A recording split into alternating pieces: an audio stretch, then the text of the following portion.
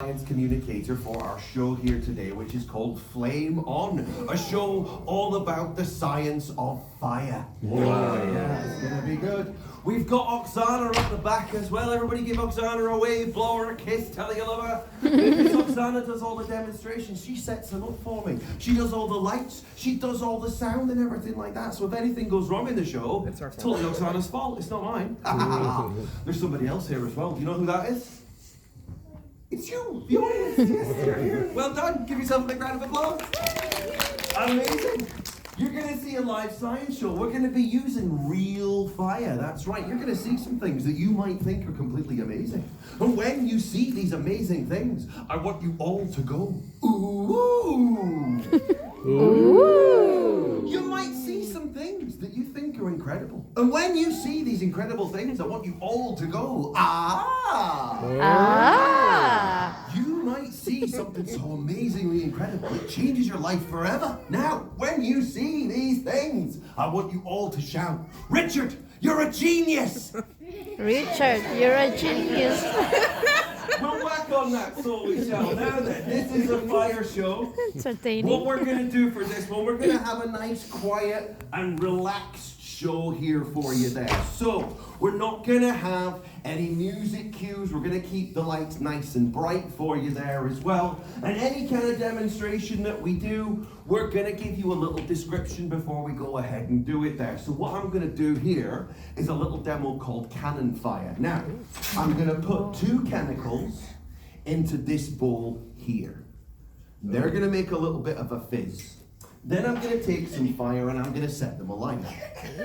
When this goes off, when I put in the special ingredient there, there's going to be a bit of a kind of a whoosh, and then there's going to be a big flame that goes up toward the ceiling there. Does that sound okay for everybody? Yeah. Yeah, amazing stuff. So Oksana's going to bring the audience lights down in a wee second, and then we're going to count down from 5, and we're going to set this off. Okie dokie, so here we go.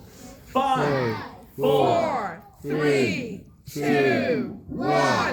Woo! There we go. That's a good way to start the show, isn't it? So, now then, fire has been around for a very, very, very long time. Longer than what humans have been on planet Earth for. Now then, who can tell me a way that a fire might start without any human intervention, without people going in there? I know you know the answer, go for it. What do you think? Hit. Lightning. Yeah, lightning can strike like an old tree or a patch of dry grass. It gets so hot that woof, it goes up in fire there. How about yourself then? What do you think? Oh, volcanoes. Yeah. Moving your lips as well. Yeah, that's right. Magma can spew up from the center of the earth there where it becomes lava, and it's so hot that it starts fires wherever it goes. Have you got an answer for me at all? Yeah, what do you think? Hay and the sun. 3 super science answers. I love it there. The sun can shine down on something like hay, which is usually quite dry, and it can cause a big fire. Now then, I would love to be able to show you some of these natural ways that a fire can start, but I don't have a digger big enough to bring up some magma for you. We don't have any windows here in the Science Show Theatre either, but I might be able to show you some indoor lighting. Is that okay? Yeah. Amazing stuff. So we have got this little contraption here, which is called a Tesla coil. Now, this produces lots of electricity. So for this demonstration, when I can find my cable, we're going to create indoor lightning. Oksana's going to bring down the lights in a little minute there, and I'm going to use this wand, and we're going to have 3 nice big sparks of lightning come off this. It's going to make a little bit of a buzzing sound there, but it's all totally safe. Are we ready for that? Yeah. We'll count it down from 5, 4, 3, 2, 1. Wow.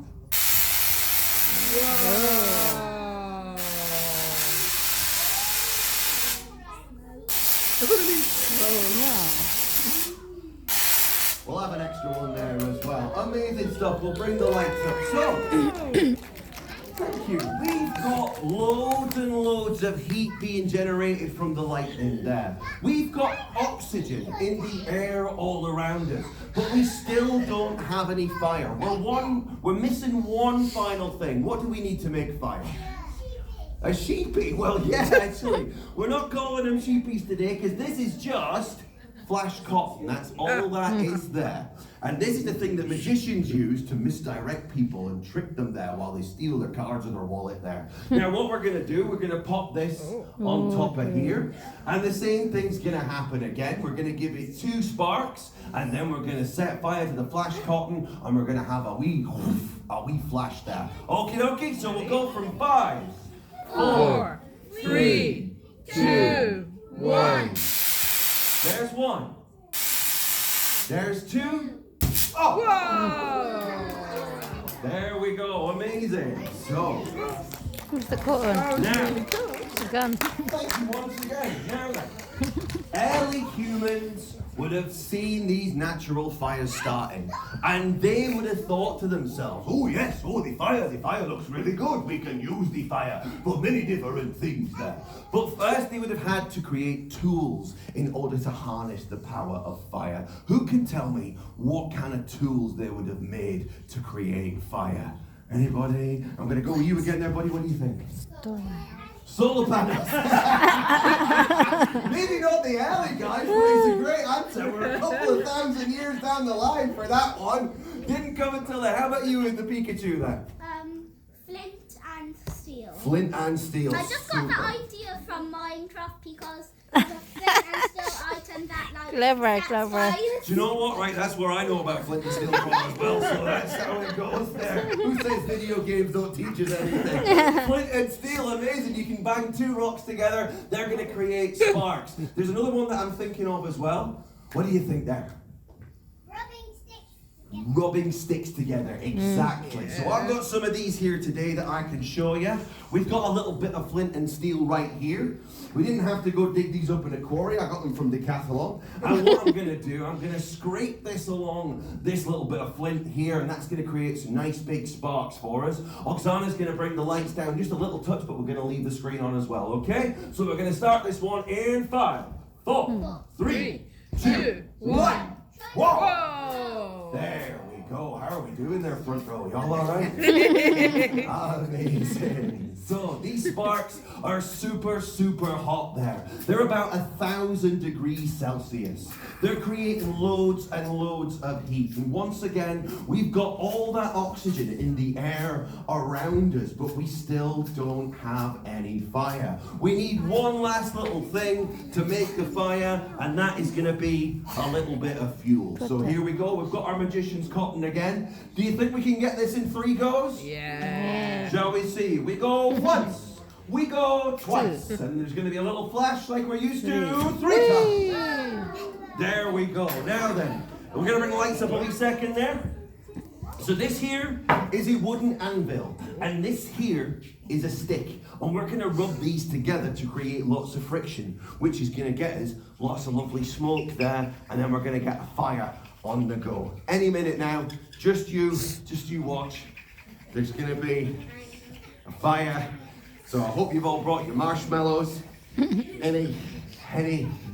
Yeah, Bear Grylls makes it look easy, but luckily we've got other tools at our disposal these days that early humans didn't have, and I'm talking about a Black & Decker power drill.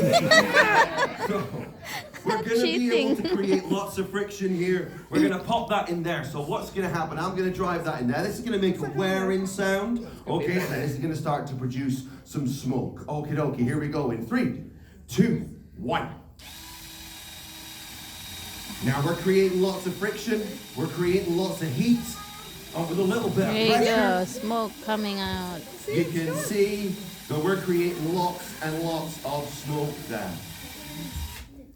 There we go. But where there's smoke, there's fire, yeah? Yes. Not today, no. So we need something else. We need a little bit of fuel, don't we? So we've got another bit of our cotton here. We're going to pop this back into there. We're going to wind it round again and get that heat built back up again. Then we're going to touch it to that, and it's just going to go whoosh like we're used to. Okie dokie, here we go. We're going to go 3, 2, 1. Spinning it round. Lots of heat. And drum roll, please. Boom. There we go. I was in trouble. So, now that early humans have got these tools, they can do all different kinds of things with them. What could they use these new tools to make fire for? What do we think? Anybody? How about you there? What do you think, buddy? Cooking. Cooking, yeah. We can cook food with it as well. I'm just going over here all the time. You guys are giving me some great answers. What do you think there? Cleaning water. Clean it all. Man, that is a good answer. Never had that one before. Yeah, we can clean water. We can boil water to get rid of germs and all kinds of nasty pathogens and things. Brilliant. Absolutely amazing. What do you think here? Camping. Yeah. Well, we could use fire to make heat for ourselves, couldn't we? And at that point, we didn't have homes or houses, so we could heat our habitats. And when we did that, it allowed us to move to different places. Places that were so cold, they were completely uninhabitable, like Scotland.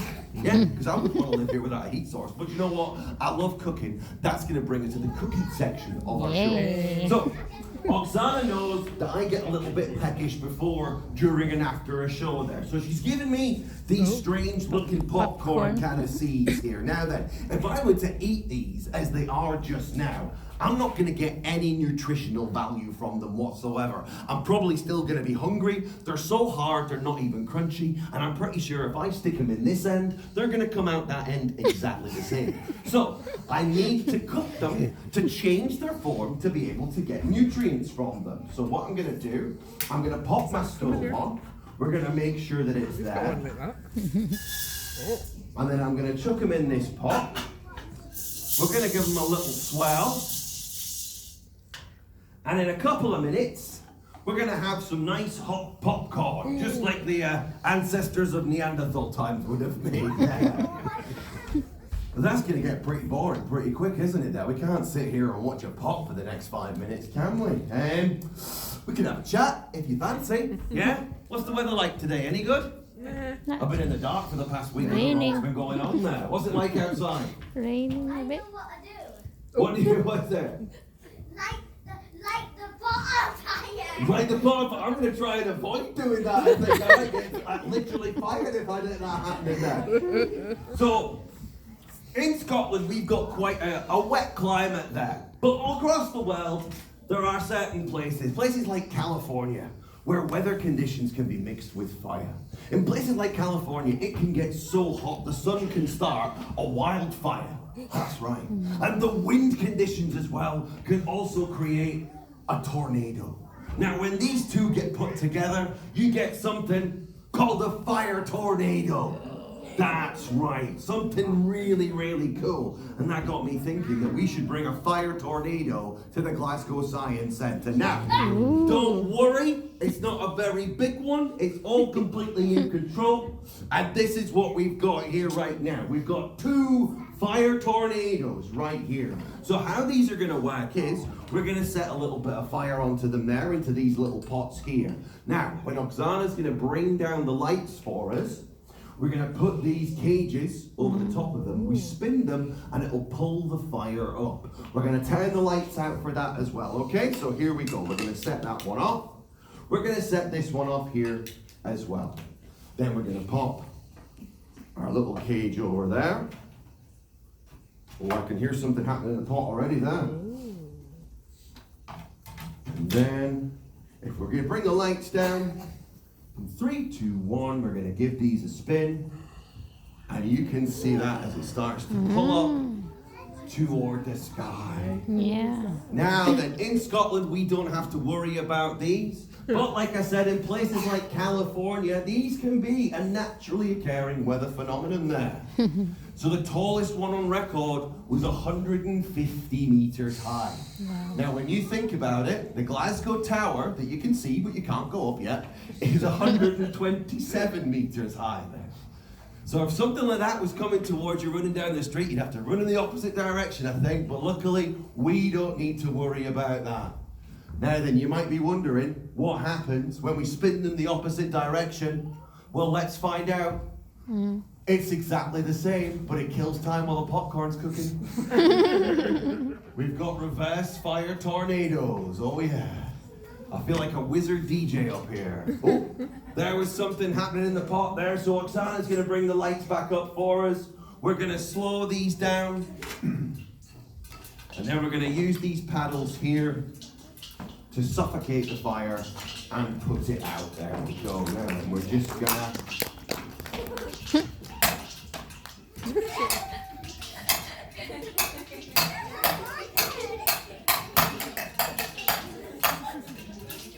Oh, it's out. So we're going to open the pot. Do you think it's safe to open the pot? No. It's not going to go everywhere, is it? Yes. No! Is it? Yes. You sure it's safe? No. If I trust you, I'm going to do it anyway.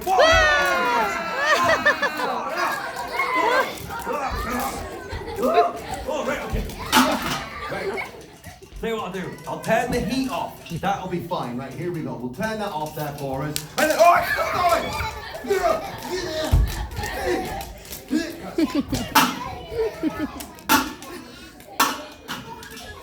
Amazing, we made popcorn. So, when early humans started to cook their food, it made it easier for them to gain all those lovely vitamins and nutrients. It required less energy to digest it, and that let our brains grow all that little bit more bigger there. Amazing. Do you know what? I can't believe that we've gotten this far in the show and we haven't spoken about the fire triangle. Have you heard of the fire triangle? Have you heard of triangles? Yeah. Okay, cool. So, a triangle has got 3 sides to it. That says to me that we need 3 things in order to create fire. We might have mentioned them throughout the show there. Who can tell me what one of those things might be there? You got your hand up, what do you think? Pardon? Fuel, yes, fuel there, amazing stuff. How about, baby, thinking about it? You have a go if you want. No, that's totally fine. How about you at the back there, what do you think?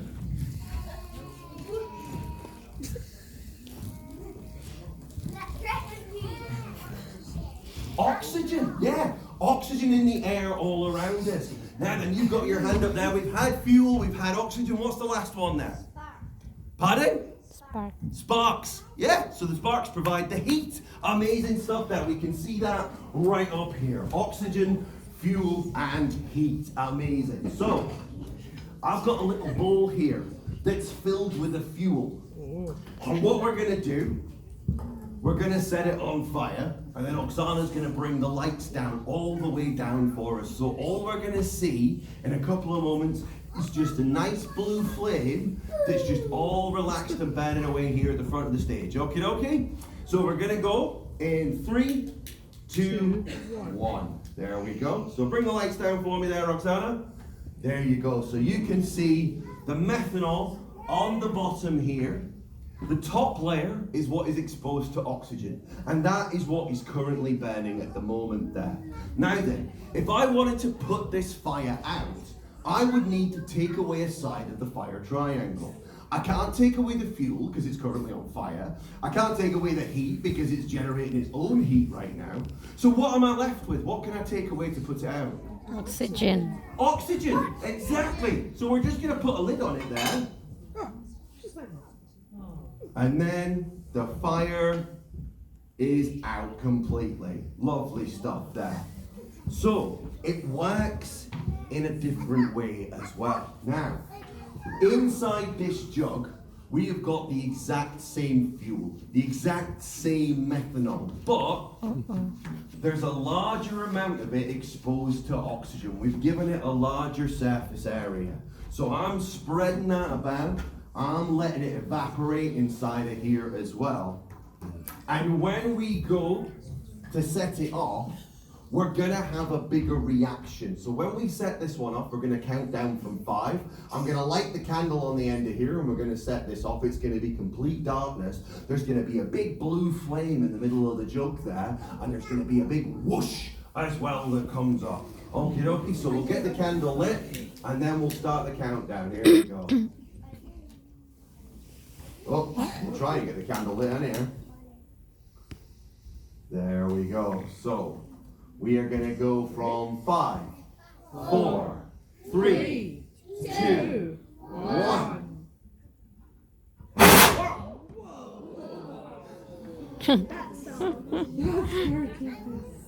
Who jumped? So if I put my hand over the top of that, that's totally out now, so we can bring the lights up.